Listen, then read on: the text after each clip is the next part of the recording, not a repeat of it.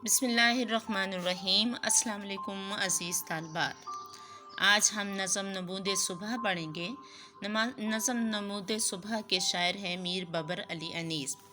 अज़ीज़ तालिबात, सबसे पहले इस नज़म का मरकज़ी ख़याल। इस नज़म में मीर बबर अली अनीस सुबह होने के मंज़र की दिलकशी को बयान करते हैं। मीर अनीस कहते हैं कि जब सुबह का काफ़िला रात की मंजिल तय कर चुका तो उफ़क़ से सुबह की अलामात ज़ाहिर होने लगीं। हर तरफ रोशनी फैल गई, आसमान से आहिस्ता आहिस्ता सितारे रुखसत होने लगे। सुबह के परिंदे अल्लाह के हम्द व सना के गीत गाने लगे। उफ़क़ पर सूरज की रोशनी ने हर तरफ बहार का समा पैदा कर दिया। सहरा का हुस्न भी निखर आया, पहाड़ों का दामन रंगारंग फूलों से भर गया। सुबह की हवा के हल्के हल्के झोंके जिस्म जान को ठंडक पहुंचाने लगे और हर तरफ चांदनी रात का समा हो गया। अब इस नज़म का खुलासा देख लीजिए, सुन लीजिए। इस नज़म में मीर अनीस ने सुबह की मंज़र की दिलकशी को बयान किया है। वो लिखते हैं कि जब सुबह का कारवां रात की मंजिल तय कर चुका तो आसमान पर सुबह की अलामात ज़ाहिर होने लगीं और हर तरफ रोशनी फैल गई। रात को चमकने वाले सितारे चांदनी की रोशनी आहिस्ता आहिस्ता मध्यम पड़ने लगी और वो रुखसत होने लगे। चांद की रोशनी भी मध्यम पड़ गई। बाग में हर तरफ फूल खिलने लगे क्योंकि सुबह के आसार नमूदार होने लग गए थे। नसीम सुबह ने फूलों की खुशबू को हर तरफ फैला दिया। परिंदों ने अल्लाह की हम्द व सना के गीत शुरू किए। हर तरफ चहल पहल और गहमा गहमी हो गई। पूरी फिजा रंगों खुशबू से भर गई। सुबह की ठंडी हवा ने आँखों को और दिल को सुरूर बख्शा। सहरा का भी हुस्न निखर आया, पहाड़ों का दामन फूलों से भर गया। हवा ने फूलों की खुशबू को फ़ज़ा में बिखेर दिया। सुबह की हवा के हल्के हल्के झोंके जिस्म जान को ठंडक पहुंचाने लगे। अजीब सा लुत्फ़ और मज़ा आने लगा। अलमुख्तसर रात ख़त्म हुई। सुबह के नज़ारों ने हर तरफ गहमा गहमी का बाज़ार गर्म कर दिया। दश्त करबला की ज़मीन के आला मकाम को देखकर आसमान भी रश करने लगा और इस ज़मीन पर दूर दूर तक चांदनी रात और नूर का समा होने लगा। अब हम इस नज़म की तशरीह करेंगे। अज़ीज़ तालिबात, इस नज़म की तशरीह हम बंद की सूरत में करेंगे। आप अपनी किताब का सफ़ा नंबर 112 खोल लीजिए। सबसे पहले मैं इसके इशार बंदों को पढ़ूंगी, आपने उसको सुनना है और इसमें जो मुश्किल मायने दिए गए हैं उनको नोट करना है। ठीक है, चलें जी, अब हम पहले बंद की तरफ आते हैं। तय कर चुका जो मंजिले शब कारवाने सुबह, होने लगा उफ़क़ से हवेदा निशाने सुबह। गर्दों से कूच करने लगे अख्तराने सुबह, हर सू हुई बुलंद सदाए अज़ाने सुबह। पिन्हा नज़र से रूए शब तार हो गया, आलम तमाम मतलाए अनवार हो गया। अख्तरान, अख्तर की जमा सितारे, हवेदा ज़ाहिर होना, गर्दूं आसमान, पिन्हा पोशीदा और मतला तुलू होना। इस बंद में मीर अनीस कहते हैं कि जब सुबह का काफ़िला रात की मंजिल तय कर चुका तो उफ़क़ से सुबह की अलामात ज़ाहिर होना शुरू हो गईं। हर तरफ रोशनी फैल गई। रात भर चमकने वाले तारे आहिस्ता आहिस्ता आसमान से गायब होने लगे। हर तरफ से सुबह की अज़ानों की आवाज़ आने लगी। रात का तारीक चेहरा नज़रों से ओझल हो गया और सुबह की नूरानी किरणों ने सारी कायनात को रोशन कर दिया। अब दूसरे बंद की तरफ आते हैं। यूं गुलशन फलक से सितारे हुए रवां, चुन ले चमन से फूलों को जिस तरह बाग़बां। आई बहार में गुले महताब पर ख़िज़ां, मुरझा के गिर गए समरो शाख़ कहकशां। दिखलाए तूर बाद सहरा ने समूम के, यज़मुर्दा हो के रह गए गुंचे नजूम के। यहाँ पे फलक आसमान, समर फल, समूम गरम, नजूम नजम की जमा यानी कि सितारे। اب اس کی تشریح سنیے۔ میر انیس کہتے ہیں کہ جب صبح کی روشنی ظاہر ہوئی تو آسمان سے ستارے ایک ایک کر کے رخصت ہونے لگے۔ ایسا لگ رہا تھا کہ جیسے کسی مالی نے باغ سے سارے پھول چن لیے ہوں۔ چاند ساری رات اپنی چمک دھمک دکھاتا رہا، مگر سورج کے نکلنے کے وقت پر چاند پر جیسے خزاں آ گئی۔ اس کی بہار خزاں میں تبدیل ہو گئی، کیونکہ رات کو وہ بہت چمک دمک رہا تھا، اس پر بہار آئی ہوئی تھی، لیکن صبح ہوتے ہی اس کی روشنی مدھم بڑھ گئی، اس لیے کہتے ہیں کہ اس کی بہار پر خزاں آ گئی۔ کہکشاں کے ستارے کا انجام بھی یہی ہوا۔ وہ رات بھر اپنی چمک دکھاتے رہے، مگر صبح ہوتے ہی گل ہو گئے۔ صبح کی ہوا جو پھولوں کے لیے تازگی کا پیغام لائی تھی، وہی ہوا ان کے لیے گرم لو ثابت ہوئی اور ان ستاروں کی چمک کو غائب کر گئی۔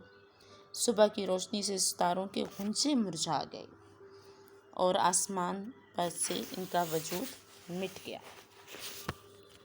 یہ اس کا دوسرا بند تھا۔ اب ہم اس کے تیسرے بند کی طرف آتے ہیں۔ تیسرا بند ہے: چھپنا وہ ماہتاب کا، وہ صبح کا ظہور، یاد خدا میں زمزمہ پردازی طیور، وہ رونقیں، وہ سرد ہوا، وہ فضا، وہ نور، خون کی ہو جس سے چشم کو اور قلب کو سرور۔ انسان زمیں پہ محو تھا، ملک آسماں پر، جاری تھا ذکر قدرت حق ہر زبان پر۔ زمزمہ پردازی کہتے ہیں پرندوں کا گانا، چہچہانا، طیور پرندے، خون کی ٹھنڈک، نمی والی ٹھنڈک، سرور لطف۔ اس بند میں میر انیس کہتے ہیں کہ صبح کی روشنی ظاہر ہوتے ہی چاند چھپنے لگا اور یہ منظر انتہائی پیارا اور دلکش تھا۔ صبح ہوتے ہی پرندے باغوں میں خدا کی یاد میں گیت گانے لگے، ہر طرف رونق اور چہل پہل دکھائی دینے لگی۔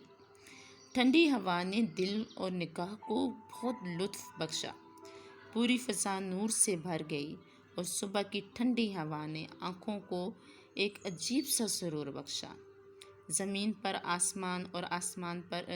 پر انسان اور آسمان پر فرشتے خدا کی یاد میں مشغول ہو گئے۔ بند نمبر 4 کی طرف آتے ہیں۔ وہ سرخی شفق کی ادھر چرخ پہ بہار، وہ بار ور درخت، وہ صحرا، وہ سبزہ زار، شبنم کے وہ گلوں پہ گہرے ہائے آبدار، پھولوں سے سب بھرا ہوا دامن کوثر، نافے کھلے ہوئے وہ پھولوں کے شمیم کے، آتے تھے سرد سرد وہ جھونکے نسیم کے۔ بارور پھلدار درخت، آبدار چمکدار نافے، خوشبو کی تھیلیاں، شمیم خوشبو۔ اس بند میں شاعر کہتے ہیں کہ سورج جب صبح ہوتی ہے تو سورج کی سرخی سے ہر طرف بہار کا سماں پیدا ہو جاتا ہے۔ پھلدار درخت، ریگستان، ہرے بھرے میدان بھلے معلوم ہوتے ہیں، سب پر شباب آ جاتا ہے۔ پھولوں کی پتیوں پہ شبنم کے قطرے موتیوں کی طرح چمکنے لگتے ہیں اور پہاڑوں کا دامن بھی پھولوں سے بھر جاتا ہے۔ ایسا معلوم ہوتا ہے کہ جسے کسی نے ہر طرف سے نافے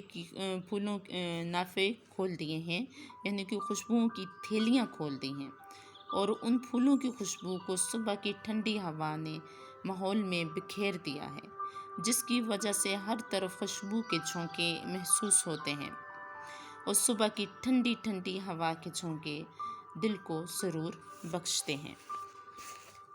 بند نمبر 5 کی طرف آتے ہیں۔ تھی دشت کربلا کی زمین دشت آسماں، تھا دور دور تک شب مہتاب کا سماں، چھٹکے ہوئے ستاروں کا ذروں پہ تھا گماں، نہر فرات بیچ میں تھی مثل کہکشاں، سرسبز جو درخت تھا وہ نخلِ طور تھا، صحرا کے ہر نہال پہ سایہ بھی نور تھا۔ مشکل الفاظ دیکھ لیجئے۔ نخل کہتے ہیں درخت کو، یعنی یہاں پہ جس درخت کا ذکر کیا گیا ہے بیٹا وہ کھجور کا درخت تھا، ٹھیک ہے۔ مثل کی طرح کسی چیز کو کسی کی مانند قرار دینا، بیچ، درمیان۔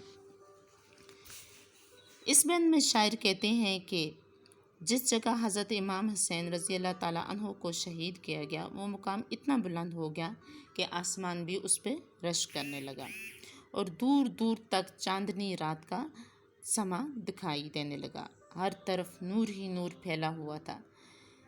چمکتے ستارے معمولی ذرے معلوم ہو رہے تھے اور دشت کربلا کی روشنی کے سامنے ان کی چمک معمولی سی معلوم ہوتی تھی، کیونکہ جب صحرا پر سورج کی کرنیں پڑیں اور جو ریت کے ذرات تھے وہ اس قدر چمک رہے تھے کہ ان کے سامنے ستاروں کی روشنی مان پڑ گئی تھی۔ جیسے آسمان پر کہکشان چمکتی ہے، زمین پر وہ ریت کے ذرے سورج کی روشنی کی وجہ سے ایسے ہی چمک رہے تھے۔ اسی طرح زمین پر ان کے درمیان نہر فرات تھی اور ہر وہ درخت جو ہرا بھرا نظر آتا تھا درخت طور کی طرح چمک رہا تھا اور ریگستان کے ہر درخت کا سایہ نور کی طرح پھیلا ہوا تھا۔ آخری بند میں جو لاسٹ شہر ہے سرسبز جو درخت تھا وہ نخل طور تھا۔ نخل طور اس درخت کو کہا جاتا ہے کہ جس پر اللہ تعالیٰ کی تجلی ظاہر ہوئی تھی۔ حضرت موسیٰ علیہ السلام نے اللہ تعالیٰ سے ضد کی کہ وہ ان کو دیکھنا چاہتے ہیں، تو اللہ تعالیٰ نے حضرت موسیٰ علیہ السلام سے فرمایا کہ آپ کوہ طور پر آ جائیں۔ وہاں پر ایک بہت سرسبز ہرا بھرا درخت تھا، لیکن جب اللہ تعالیٰ نے اپنی تجلی کی ایک جھلک دکھائی تو وہ درخت بالکل راکھ ہو گیا۔ یہاں پہ ایک تلمی بھی استعمال کی گئی ہے۔ عزیز طالبات، یہ اس نظم کی تشریح تھی۔ اب آپ نے اس نظم کی تشریح خود لکھنی ہے کیونکہ یہ نظم بہت آسان ہے۔ آپ اس کو 2-3 دفعہ پڑھیں گی، اس کا مرکزی خیال اور خلاصہ سنیں گی تو آپ کو اس کا آئیڈیا ہو جائے گا۔ آپ شعر کو پڑھیے، مشکل الفاظ کے معنی نوٹ کیجیے اور اس کی تشریح اپنی نوٹ بک پہ لکھیے۔ شکریہ۔